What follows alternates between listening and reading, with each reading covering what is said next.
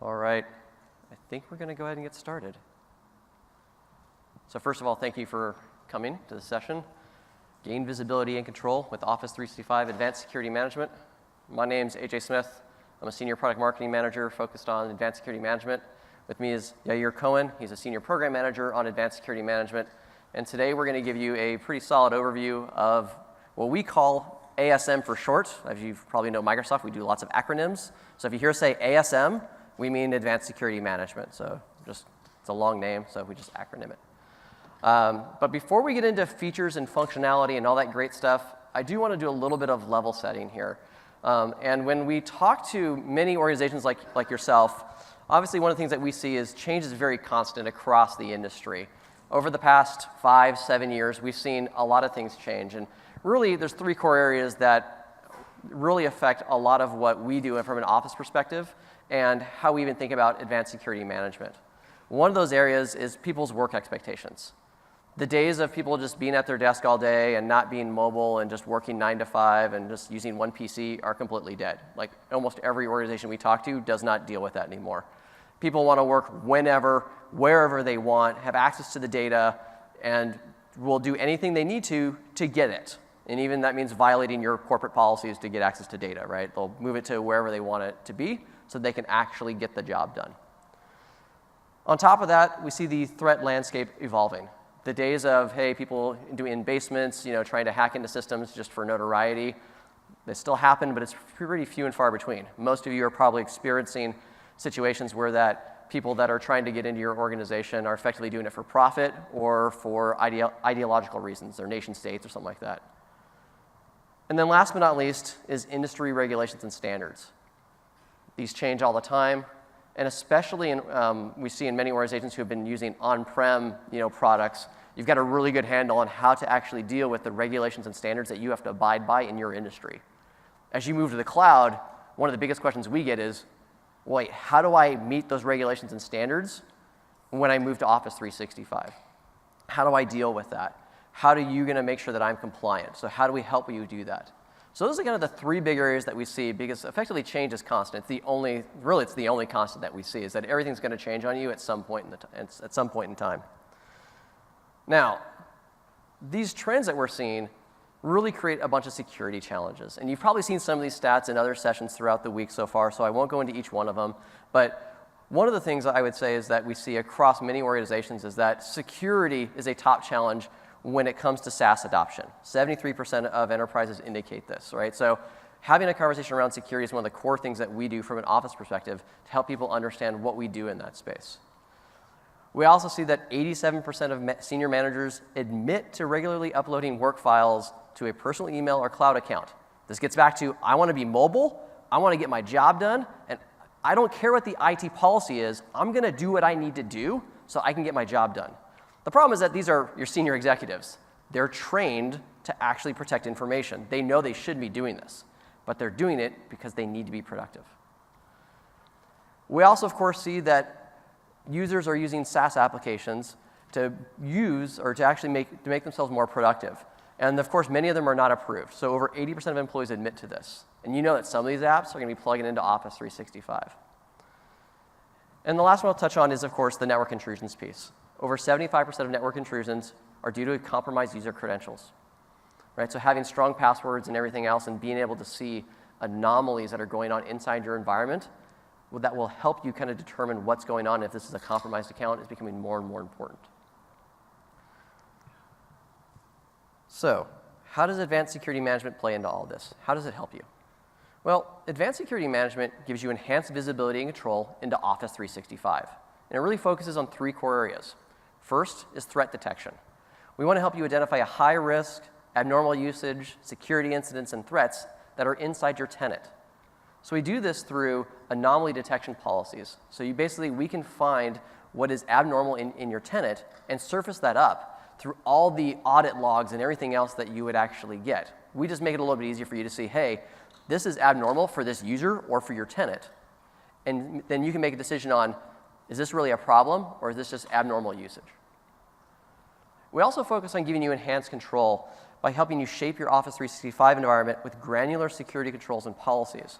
So we do this through two features, and we're going to talk about all this in much more detail today. The first one is activity policies. So this is where you get to control what activities you want to monitor and then take action upon, right? So if you want to say, I want to stop people from mass downloading information from my Office 365 tenant, we can help you set that up and then get an alert when that happens, or even suspend the user's account when that alert fires. And then we also have a feature that we call app permissions, which we've not yet released, but we'll talk about today, that gives you visibility into the apps that people are plugging into Office 365 and what permissions they have, so you can evaluate the level of risk that that app has inside your organization. And the last piece is discovery and insights. We want to help you get visibility and context into your Office 365 usage and Shadow IT, all without using an agent. Because again, as we talked about earlier, we know that many of you have users that are using their own devices. They're being mobile. You can't put an agent on every single device. So we use Advanced Security Management without an agent to give you that discovery functionality so that you can see your Office usage, but also other productivity apps that are being used inside your organization. So you can make a decision on, hey, are these things the right IT-approved apps that we want used, or do I need to go educate my users a bit on some of the functionality or on some of the apps that they're using, and what's the approved one that they should be actually using going forward? All right, so instead of me just talking about this, I thought we'd do a short demo around the portal and the alert. So I'm going to bring up Yair to kind of show you what that looks like really quickly. So Yair? Thanks, AJ. So we'll start with our first demo among three that we're going to show you today. And the first demo will be about the alerts, which is the most powerful capability in Advanced Security Management. So in this demo, we will focus about three scenarios. The first one will be to view an anomaly detection alert. In the second scenario, we will show you how you can create and configure an anomaly detection policy. And in the third scenario, we will show you how you can create an activity policy from a template. So this is what you guys see when you open the Advanced Security Management portal. You open it from the Security and Compliance Center in Office 365. And the first screen you get here is a list of the active policies that you have in your environment. So as you can see, the first policy here says General Anomaly Detection. And in the counter, we see that we have two open alerts. We also have the severity of the alerts that are coming from this policy and the category they belong to. So let's click on the two open alerts. And here are two alerts from this policy that are currently open. They have not been dismissed or resolved. So I'll click on the first one. And what we see here is one of our intelligent alerts, or the anomaly detection alerts. These alerts show you unusual user or admin behavior in your Office 365 environment. You can see that you have a risk score, in this case 86, which represents how risky or how suspicious this user behavior is. And in the description, you can see why the session was chosen to be so suspicious. So the first thing we see here is that the IP address that this user came from is an anonymous proxy. Also, this user is an administrator, which obviously makes the session more risky. The ISP, the Internet Service Provider, was used for the first time among the organization and to perform an admin activity in general. And the admin activity performed a set mailbox to an external email address that is an activity that is very sensitive and was not performed from 82 days in this organization. In addition, the session or the user contains 3 failed logins. So absolutely you can look and see that this is a suspicious session that might worth investigating a little bit more. One of the things we can do here, next to the resolution options, is go ahead and suspend the user or go to his account settings in AAD or in Office 365 and maybe reset his password or do something like that. But before we do that and take any action, let's go down. I'm scrolling down now and look at the activity log. The activity log contains which activities belong to this session, or in other words, what did this user did to make this session suspicious. So what we see here is like 3 failed logins, and if I'll click on one of them, you will see that this IP address was tagged as an anonymous proxy, and above them I see all the actions, all the administrative actions that it took, such as setting this mailbox to forward these emails to another user. So this is absolutely interesting. I want to click on this risky IP address, and I will now see all the activities from this IP address. And to my surprise, there are more users who use this IP address, and all of them show suspicious activities such as failed logins. I can now, for example, look at this failed login, and I'll click on the target object which contains the user who failed to log in here. And now I'll see this user activity, which also looks suspicious. So I'll go now back to this alert. And as you can see, I quickly found out something very suspicious that had happened in this environment. I can choose again to suspend this user. And after I'm doing that, I can choose to resolve this alert and provide some feedback to my administrators on what happened here. So as you can see, we have here some basic incident management capabilities that you can use to manage all the alerts that you have in your tenant or in your organization. So this was the anomaly detection. Now let's see how you can control and configure such policy in your tenant. So I'll go now to Control menu and choose Policies. Now I'll click on Create Policy and choose Anomaly Detection Policy. So let's start by choosing a name for this policy. I'll call it Risky Administrative Activity. I can leave the description empty, and the default category for this policy is threat detection. Now, I have the option to select which activities this policy will apply to. So instead of choosing all monitored activity, in this case I will filter the activities to apply to only administrative activities. So I'm adding this filter administrative activity equals to true. I can also add other filters such as, for a certain location or IP address range or internal IPs, risky IPs, and there are many other options that we can cover later. The next thing here is the risk factors. So the anomaly detection is a smart and intelligent engine that looks at all the user activities, and we'll talk about it soon, and find suspicious behavior.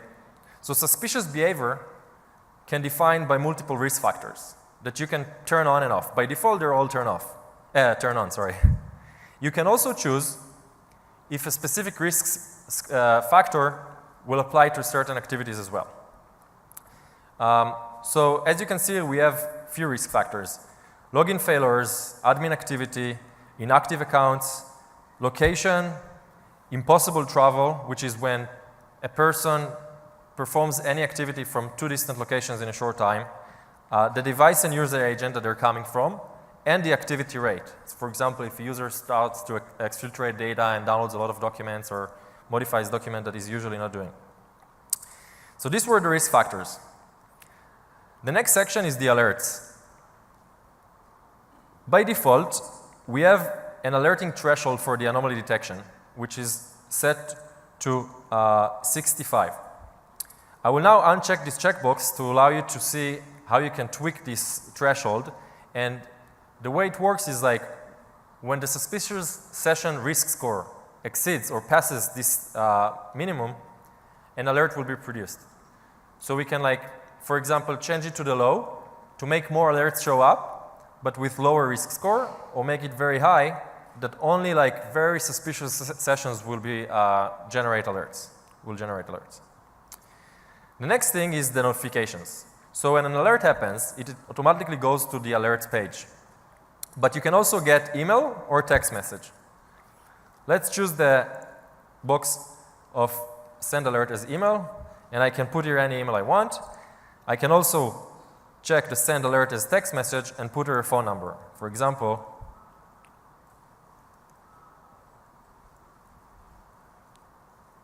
here's a phone number, for example. I can also choose how many alerts will be produced from this policy. By default, it's 5, but I can also choose unlimited or a bigger number if I want to get all the alerts. And then I can create the policy, and I'm good to go. All right. And the last scenario in this demo will be to create an activity policy. So I'm back to my policies page. I'm clicking on Create Policy and choosing the activity policy. Activity policy is more simple policy that is supposed to trigger an alert when a set of activities happen that you can determine. So to make it easier, we have policy templates that represent the most common use cases that you might want to detect in your organization. So I'll choose now the mass download by a single user, which is a policy that has a repeated activity filter, which means that whenever the user performs a certain activity that is repeated for like 30 times in this example, within a time frame of 5 minutes, I will get an alert. The filter here is activity type, which selects all the different activities that belong to a user who downloads files or accesses files. And now in the alerts part, I can choose to receive a text message or an alert. And my government section here allows me to suspend the user immediately if that alert is generated. So I can check this checkbox. By that, the user who downloads a lot of documents simultaneously in a short time will be suspended automatically. So these were the 3 scenarios that we show, and we'll see more demos soon. So let's go back to the deck. So before you're getting started with advanced security management, there are a few things you might want to know. The first thing is that this service is based or is powered by Microsoft Cloud App Security product, which I'll mention more about later. And its license included in Office 365 E5 or as a separate standalone or an add-on license for a tenant. You can also get a 30 days trial and get started really quickly. This is an admin product, which means that the end users themselves cannot obviously control that. So by default, security administrators and global administrators have access to the UI that we just saw. We are also providing more support for more roles and more what we call RBAC, role-based access control, if you want to limit what the admins can do on this portal. That will come soon. And the last part is that the first time you're going to use this service, you have to consent to move your data from Office 365 to the Advanced Security Management or to the Cloud App Security Service, which is stored in a different data center. All right. When you get your tenant started, the first screen you'll see will be the policy screen. By default, we're creating an out-of-the-box policy, which is the general anomaly detection one, which will be applied to all the activities in your tenant. Just note that it will take 7 days for the engine to learn the baseline of each user activity and your organization behavior before you will start seeing alerts. So the anomaly and activity alerts are very powerful. Let's spend some time to understand how they work. So first, why do we actually need them? So we have so much data in our organization. Let me ask you a quick question. How many events do you think Office 365 is auditing for a large tenant every day? Any ideas? Billions. I thought you would start from a lower number. For a single tenant. That's very close. So we're talking about millions. In large enterprises, it can be like even tens of millions. Yeah. So it's absolutely a lot of data. And now the question is, when someone compromises your environment, whether it's an outside hacker or like, you know, Snowden attack from an internal employee, how can you find that suspicious activity in all of those audit events, in all of this data? So for that, we built the advanced alerting as part of the Office 365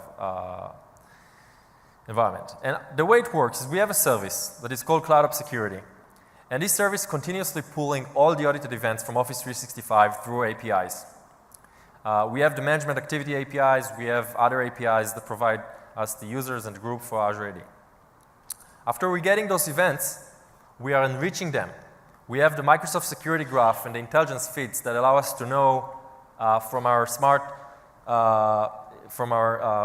intelligent cloud which IP addresses are risky, which URLs are malicious, which locations are maybe suspicious as well.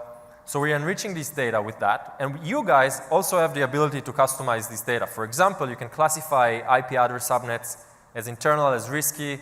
You can give them tags like this department, maybe that's the marketing guy, so I can like filter on their activity later on and so on. We're taking all these enriched events and throwing that into our alerts engine. We have the activity alerts that we showed, and we have the anomaly detection we showed. The anomaly detection is using big data and machine learning and a lot of heuristics to learn what is suspicious and what is not, and we'll talk about it in the next slide.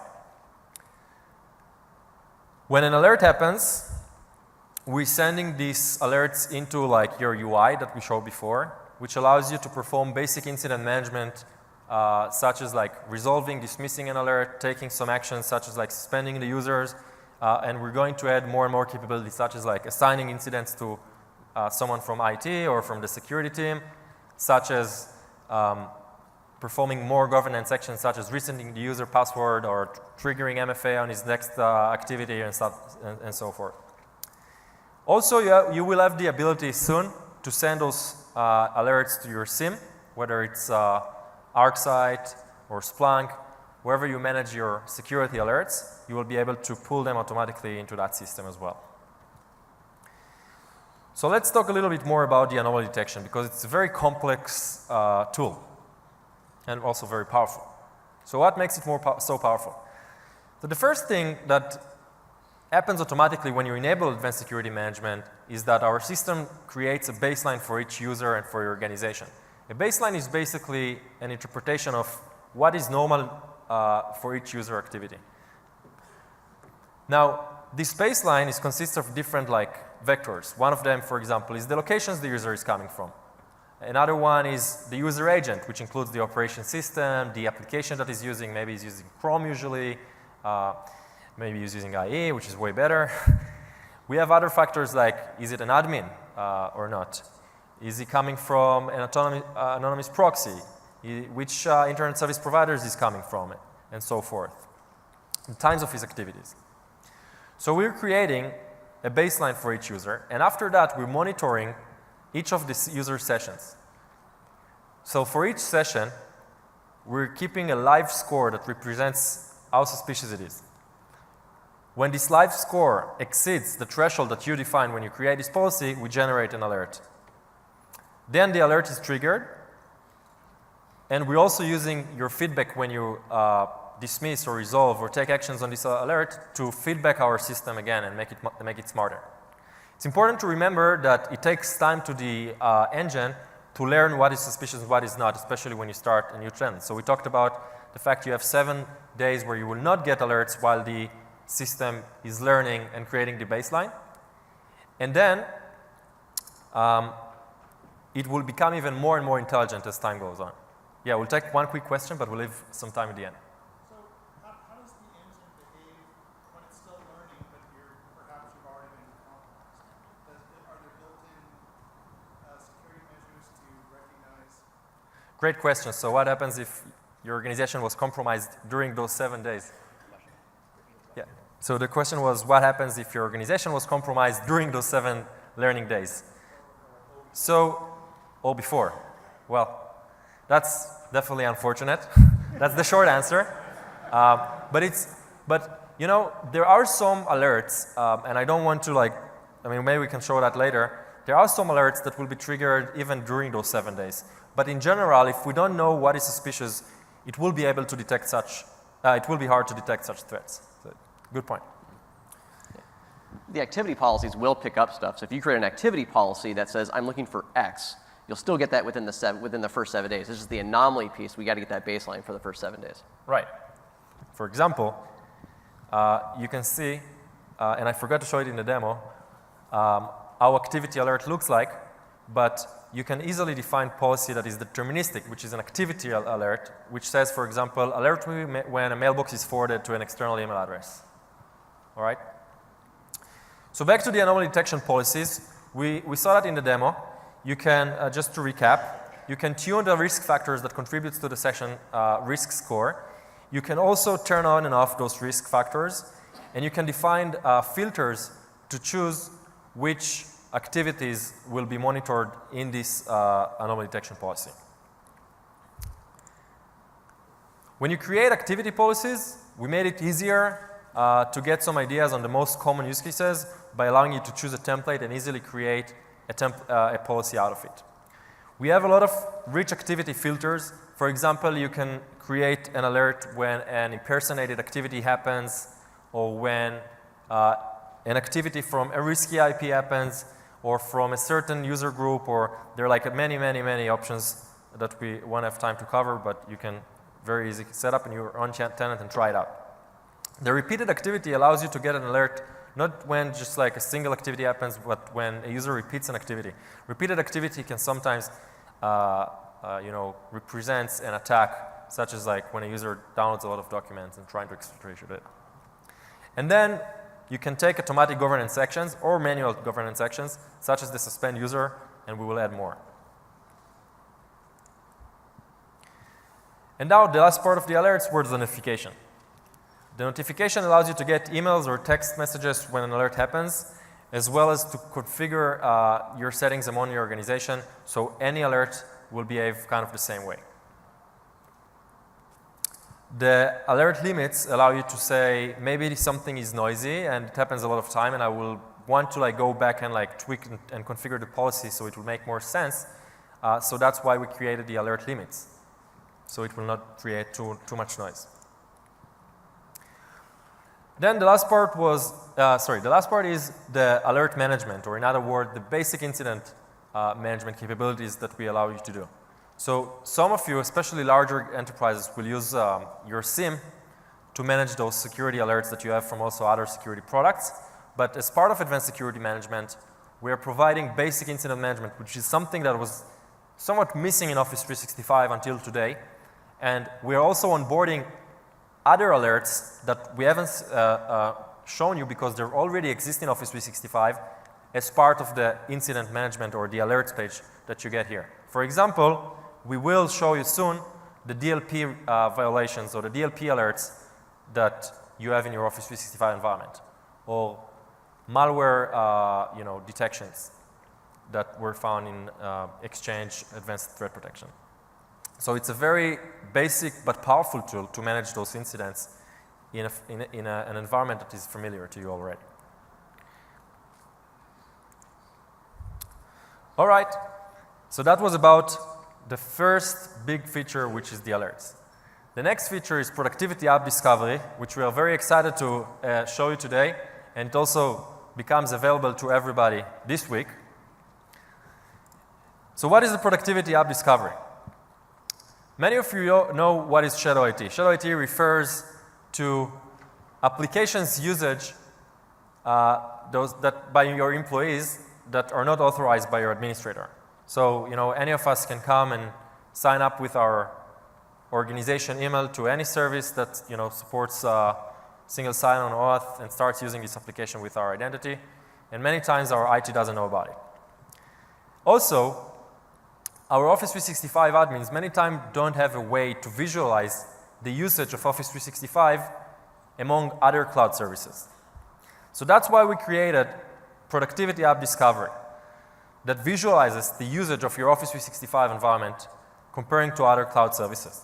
And we made it very simple so you have nothing to install. It doesn't require any agents. So as always, we'll start with a demo. So this is how the Advanced Security Management Portal looked until today.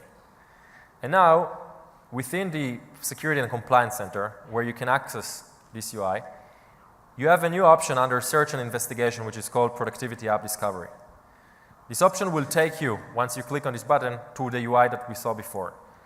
But just this time, you will have the Discovery menu on top. So if I go to Discovery Dashboard, you will get the screen that you're now looking at.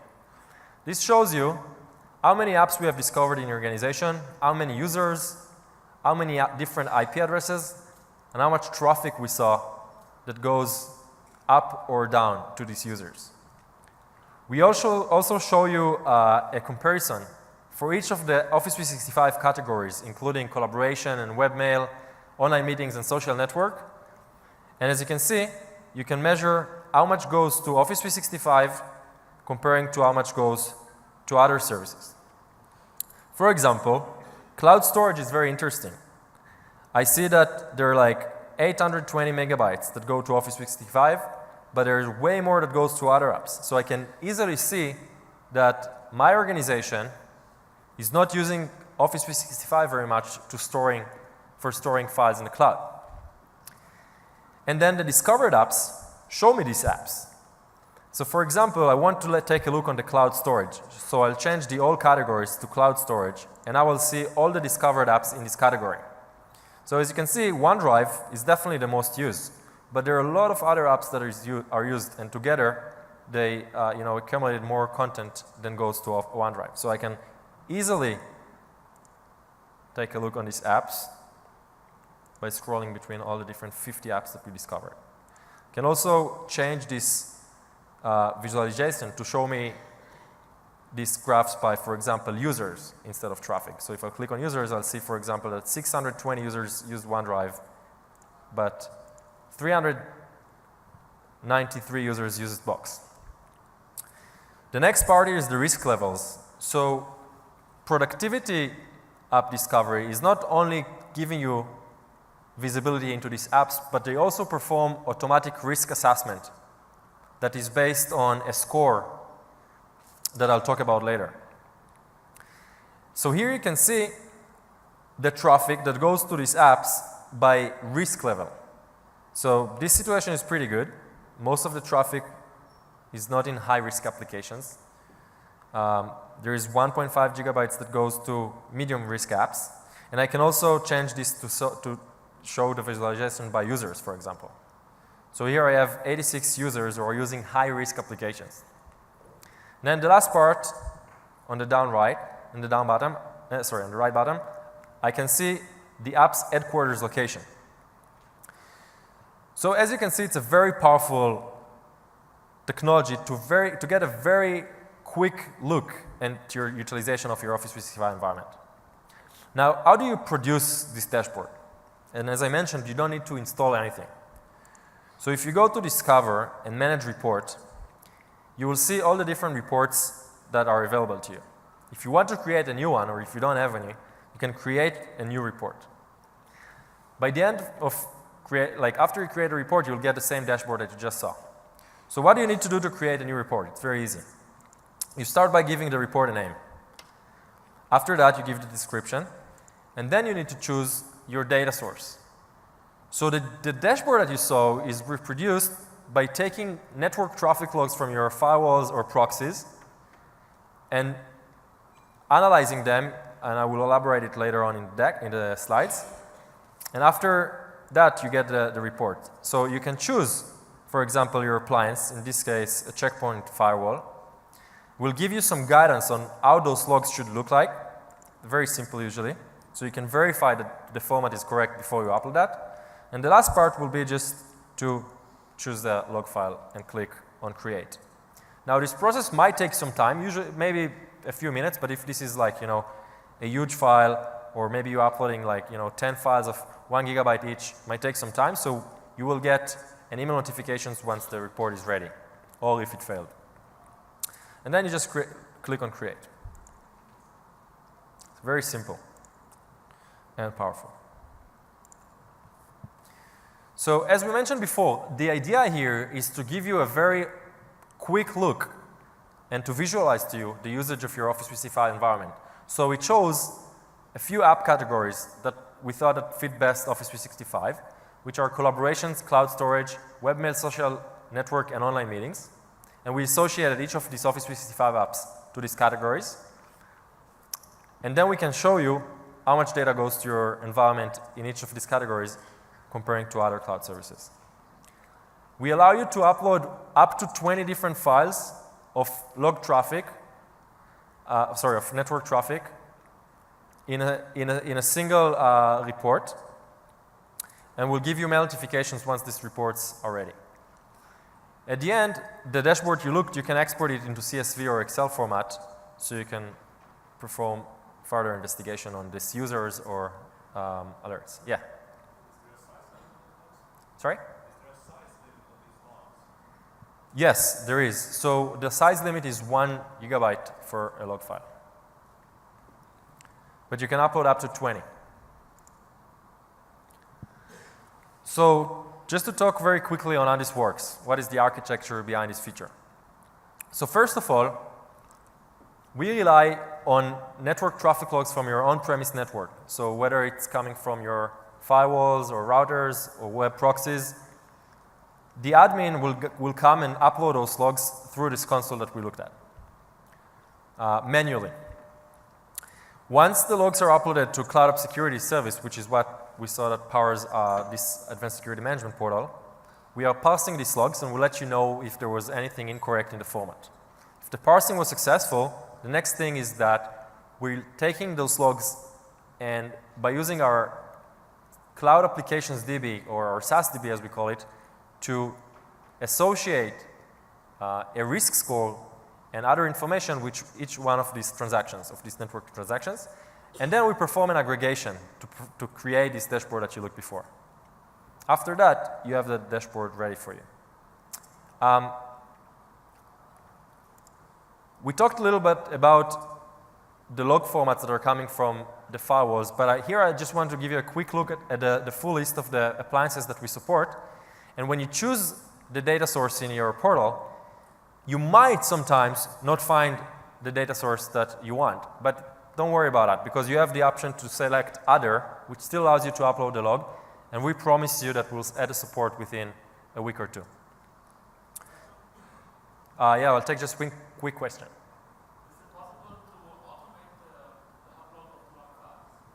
So the question was if it's possible to automate the upload of the log files.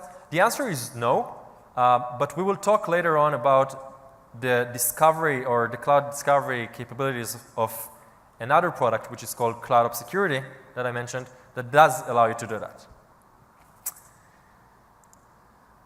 All right, so these were the two first features and now I want to call AJ again to give you a sneak peek to our next one. Yes. So thanks, Yair. So the third and last feature we're going to talk about today is what we call app permissions. This is not yet released, so we're going to give you a sneak peek into what it looks like as of right now. So it may look a little different when it ships, but we just definitely want to give you just a little bit of insight into where our head is at around this feature. So what is app permissions? Really what it's focused on is really trying to get you visibility into what the users are plugging into Office 365 and have access to that data. So when we think about our end users, they just want to be productive, right? They're going to go use whatever tools they can to be productive. So what they do is they go download an application, and some of those apps are going to plug into Office 365. So what they do, they download that app, they install it, and then they're going to get a box similar to what you see on the screen, which basically says, hey, this application needs permissions to do things like read your mail, read and write your contacts, send mail as you, sign in and read your profile. You okay with this? And what do the users do? First of all, they don't even read it. They just go accept, right? So they don't care about the app. They just want to be productive. That's all they want. You, on the other hand, want to know what they've done. And you've got pretty limited visibility into this. So we built this feature to give you that visibility so that you can see all those apps that they've said, I accept, and see what those permissions are. Now, we also give you the ability to review these applications and see the permissions and see additional information. But we also give you the ability to revoke the permissions across the entire organization, so across the entire Office 365 tenant. So if you decide that this application, after you've done your investigation and has all these permissions, and you go, no, way too risky. Like this has got access to way too much information, I'm shutting it down. Basically, you can revoke that app across the entire organization, send a note to the users and say, hey, I'm disabling this thing. You can't use this thing anymore. We're revoking the permissions. And here's a quick note of what you should do. Like, don't use this thing. Don't call the help desk because we're not going to solve your problem. You should go use an approved solution that we have. So instead of talking about this a bit more, let me show you what it looks like as of now. All right. So this is what the app permissions feature looks like today. So you'll notice at a very high level, we've got the app itself, so what are the list of applications? It was added by how many users, the permission level, the last added date, and then the ability to approve or ban the actual application. So I'm going to go down to this application called Do. If I click on it, it expands out and it tells me some additional information. It gives me a description, tells me what the app website is. It shows me the permissions itself that it actually has. So if I click on this, it gives me the list of, well, this application can do these 4 things inside of your Office 365 tenant. It has access to this information. So I can read on this and go, okay, is this the right? Is this okay for my organization? Also, we give you a little bit of information around community use. So we also look at other Office 365 tenants and see, is this commonly used across other tenants? If it is, great, maybe it's less risky because other people are doing it. It's your call to make. And then, of course, you can view related activity in the governance log. Of course, you can also see the additional users, so which users are actually using this. So in this case here, I've got Dana and Michelle who are using the actual application. So I know, all right, who are the people? Because maybe if it's your CFO or your C-level executive, you may treat this a little differently than if it was somebody in the sales department or someone in accounting. So we're giving you that visibility into who's actually using those applications. And then, of course, the permission levels, we do give you a summary of high, but we obviously give you the details down here. And then at this point, I can make a call and say, you know what, I'm going to ban this application. So if I click ban, I get this little dialog box that says, all right, we're going to ban the app.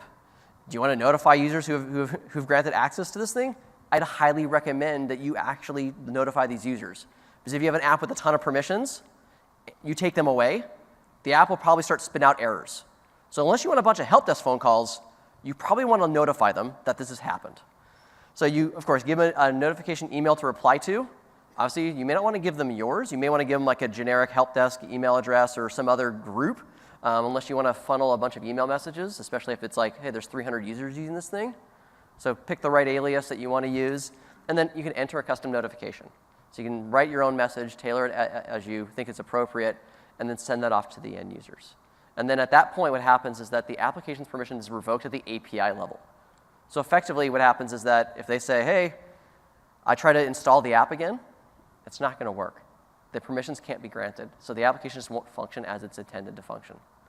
So again, this gives you that visibility and the control over what applications that people are plugging into Office 365, and of course the ability to say, yes, this one's, I don't want this one allowed, and then, or I can approve them. And approving is just effectively just marking that checkbox that you see on the screen so that it's a visual aid for other administrators to say, yes, okay, we've already reviewed this one, and we're happy with how this one works out. All right. So that was a very high-level view of advanced security management. We've shown you a couple things today, shown you the 3 core features of the product. In particular, obviously, we wanted to make sure that you understood that this thing gives you enhanced visibility and control over Office 365 through, again, those 3 core areas. Threat detection, which helps you identify high-risk, abnormal usage, and security incidents and threats. Those anomaly detection policies that you see Yair create. And then, of course, seeing those alerts and understanding what's really an anomaly and understanding, is this really a threat or not? Because you can get anomalies that aren't going to be threats, right? I could just be, hey, I don't really travel outside of the US very much, but all of a sudden, if I go on vacation in Brazil and check my mail, well, is that a threat? No, I just want to check my mail. But do you want to be alerted to that to make sure that's not an issue? Sure. So that's also why you don't see in the anomaly detection policy creation, there's no way to automatically say, hey, suspend the account.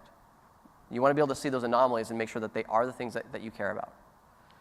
On the enhanced control side, of course, we've shown you the activity policies so that you can set those policies for the activities that you want to monitor, that you control. So the massive downloads, certain administrator activities, things like that. So you can say, if I see these things, give me an alert and suspend the user account if it's that egregious. If you build something so bad that if you see it and you say, shut them down immediately, we can do the suspend action automatically for you. And then, of course, giving you that enhanced control through the app permissions piece so that you see what applications are being plugged into Office 365, and then, of course, giving you the ability to approve and ban those things. And the last but not least, of course, is that discovery and insights that we showed you through the productivity app discovery, right? So uploading your firewall, your web proxy logs, and showing you, here's all the applications that we see being used inside the organization from a cloud services perspective, and then giving you the ability to say, look, all right, people are using Box or Dropbox or other solutions that maybe aren't IT approved, and I want to go educate those users on the things that they should be using so that, again, you get better control over what's going on inside of your Office 365 tenant and with the data that's going on in there. And again, all this is done without actually having any agents. We're just leveraging those logs themselves.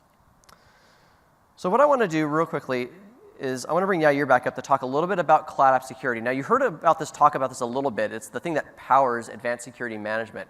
So I just want to make sure you've got a decent understanding of that really quickly. So we're going to spend just a few minutes on that, and then we'll jump into questions. So, Yair? Thank you. So the previous UI that we looked before allows us to do a lot. We can discover Shadow IT and find out or visualize Office 365 utilization in our organization. We can detect threats among the enormous data that we have in your Office 365 environment.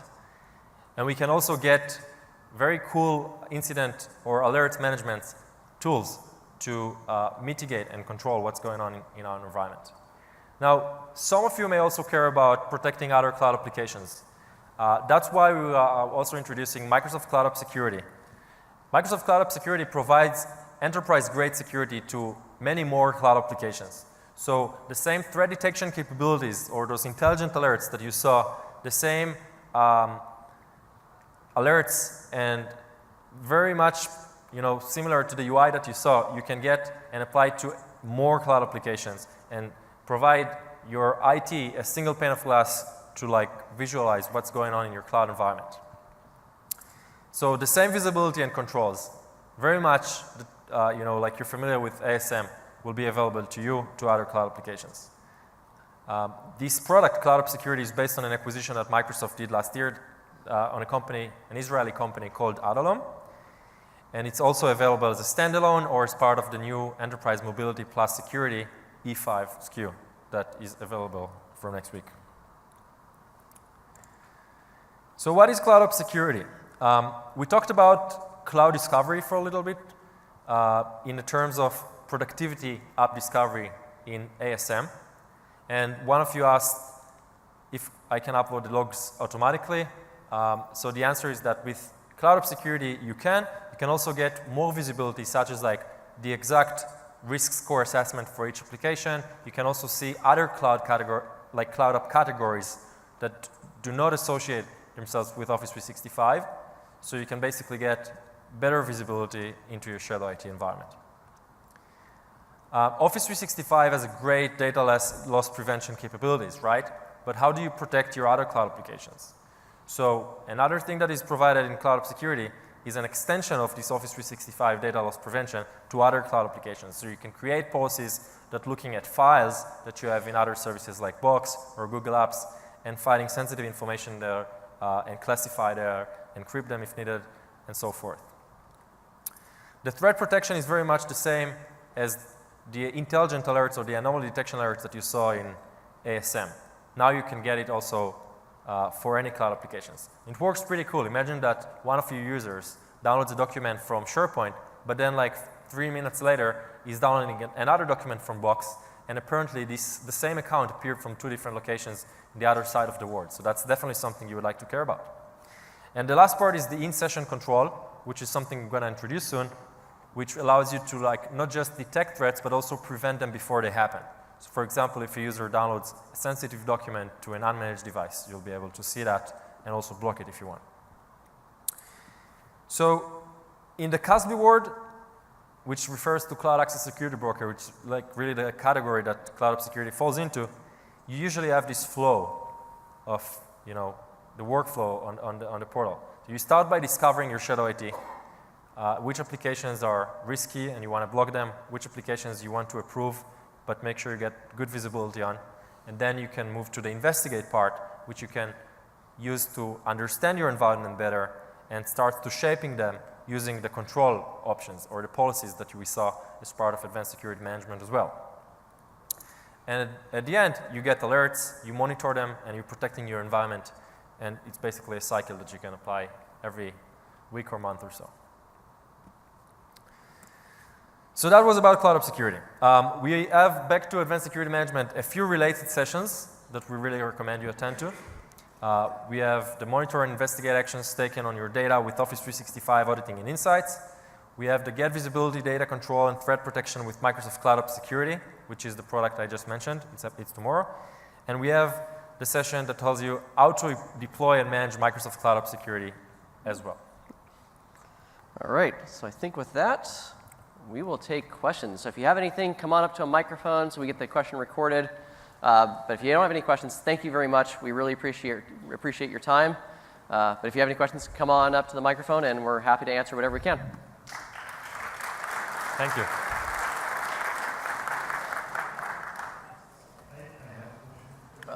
Question over there. Yes.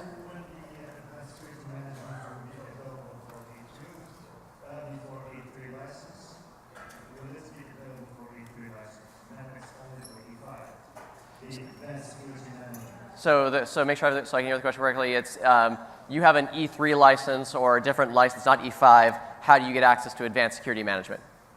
Yes. So there's two ways. Obviously, you can buy E5 is the first one, or secondly, it is sold as a standalone option. So you can add it to an existing workload that you have, be it E3, or if you have Exchange or SharePoint, and you just want to monitor those. You can buy those as a standalone. The street price that we quote is $3 per user per month for advanced security management. But again, depending on your organizational size and things like that, there may be discounts. When you are in a hybrid environment, Gary was showing to disable the user from the portal. When you are in hybrid environments, do you manage the user through your Active Directory? How can you disable the user using the portal? How can you disable the service using what? So the question is from a hybrid perspective. If I have on-prem AD, but obviously if I'm disabling the account, it's going through Azure Active Directory. Is there a tie between the two, or are we effectively just saying, hey, if I suspend an account, I'm suspending at the Azure AD level? Yeah, you're definitely suspending at the Azure AD level, so the on-premise account might be still active. It really depends on your configuration. Yeah. But what's more important is that this user loses his access to Office 365. Question. Actually, we'll take the question down there, and then we'll jump to that guy right there. So. Okay. Oh. Related subject. All right, we'll do the related subject. I will get to you right afterwards. So.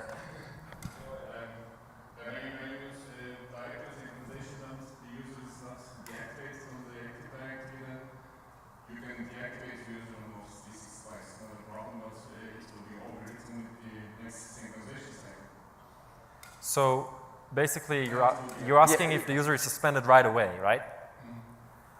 In some cases, you're right. The session might, the user token might still be active, and it will take some time until the suspend user will apply. We're also working on a capability to terminate the user session with SharePoint.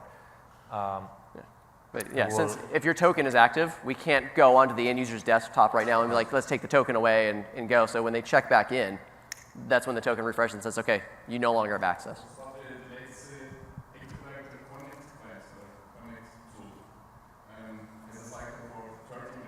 Yes. Yeah. Exactly. Yeah. When the token refreshes, effectively, is when this person's account. And you can actually configure in your AAD environment for how long the tokens will be valid before they need to be renewed. So, okay. Good. Yeah. All right. General over there. Two questions.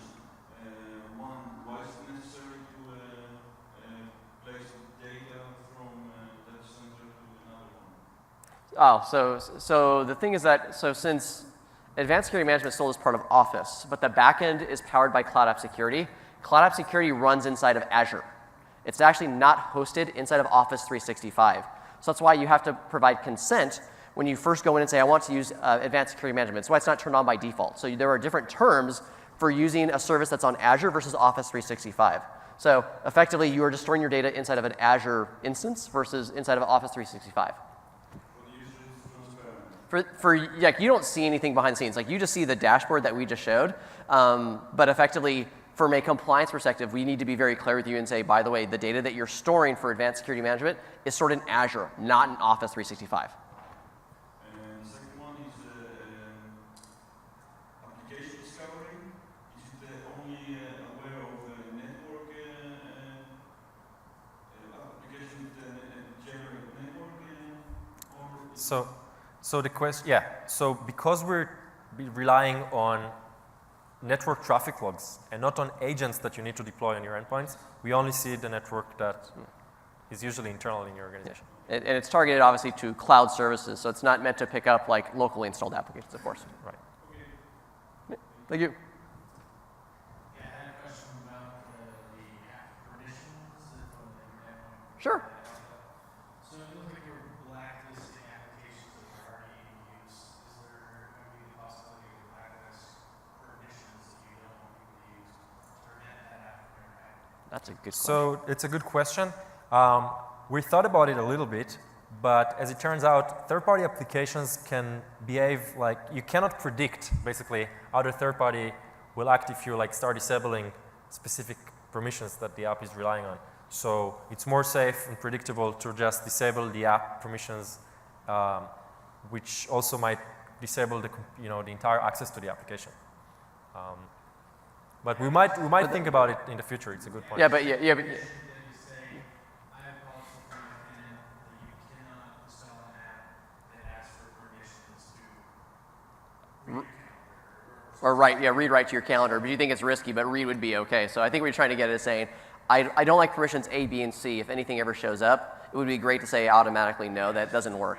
That's an, that, Instead of having to go and check that portal periodically to see what's it's a fair request. Yeah, thank you. So the question would be, we're seeing like we're blacklisting the application, right? Yep. We're not able to do some kind of whitelisting for now because when those applications work, anything new, it's not gonna work. They're not gonna be able to approve. So the question was effectively, is there a whitelist versus a blacklist, right? So there's the approve box that just says I approve, but it effectively doesn't take an action, right? Because it's just letting the application continuously run. So, I mean, so effectively we need the visibility into what's being plugged in before we can reason over it, right? So we wouldn't say, like at this point, like unless there's, I mean, I don't know, there's probably thousands of applications that plug into Office 365. It'd be hard for us to say, well, here's the entire list, what do you want to approve or deny that might show up. So it's probably better just to say, well, what's plugged into the service, and then saying yes or no to those things effectively. But we will not be able to say only those applications will be allowed, right? Administrators. You mean like you would like to block any other apps by default? It's an interesting. We're like, one of the next steps might be to create alerts and policies for third-party apps, and we might be able to allow you to do that. There's actually a way you can do that today, but it's not something that is very, very common, so we prefer not to include it. But there is a way you can do that today. I mean, we can follow up on that. Something that we are using for quite some time in our organization that we do AWS allow this, so we block a lot of applications like that.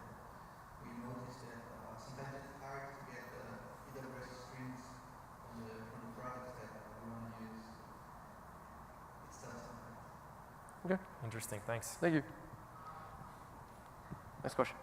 Yeah, question for customers that maybe are a little bit behind, they just bought E3 and they're deploying it now. So now they see these advanced features, but they're not quite ready to deploy them or even make that expenditure, but they just finished writing the check for E3 before. Okay. How would you imagine that they would, what would be the progression that you would see them take to kind of cross that get current? Because here's what they're going to want to know. Before, I mean, as they start to really roll this out, they're going to want to know how safe does Microsoft keep my data? Then they're going to want to know what do I need to do to make sure that I'm not contributing to the latency of my data at Microsoft, if that makes sense.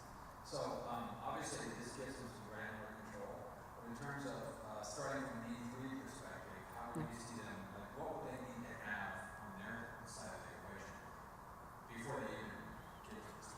So I would say first, yeah, so I guess from a progression perspective, I say, I mean, you brought up the point of, first of all, like, how do we secure your data, right? There are some table stakes things that we do that we didn't cover in this session, but we do talk about at a very broad level of, you know, our data secured at data centers, there's biometrics that we use for people who have access, you know, there's role separation, so people who have access to servers don't actually know where your data really resides, our engineers don't have standing access to your data, things like that. So hopefully you felt comfortable enough with that you obviously bought E3 to begin with. Now, when we look at features and functionality in E3, what would you kind of start with to get the ball rolling? Well, there's plenty of things you can start with. Like a good example is DLP. As we talked about earlier, DLP is right out of the box with Office 365 E3 so that you can start doing some data protection right then and there. So there's a few things that you can start flipping switches on, using things like Exchange Online protection, stuff like that. But when you start to move up in, you know, like what are the things I could consider, that's when you start to look at like E5. And E5's got things like, of course, advanced security management, advanced threat protection, and things like that. And we start to see organizations start to look at, well, what things do I need, you know, to help me target these particular scenarios? And we're more than happy to work with you individually, you know, or you know, from your account team and everything else to talk to you about, well, here's what these things do. What are you trying to solve? And maybe we've got the tool in the tool belt to help you do that. And you can buy many of those things standalone. You don't have to buy E5. So if you just want advanced security management and ATP, you can go buy those two things and add them to your E3 agreement, you know, or to your E3 tenant. So you're not, you know, you're not forced to do an E5 deal, but if you usually when you start to buy enough of them, the cost difference between an uplift from E3 to E5 is, you know, $15 street price. Well, as you start to uplift on the add-ons, you may actually get to a point where it makes sense for you to buy the entire E5 suite, which also includes things like analytics and conferencing and PTSN conferencing for Skype, where that just makes sense to actually go ahead and buy the E5 suite. Okay. Any other questions? All right. Thank Well, you very that's much. it. Thank you very much for your time.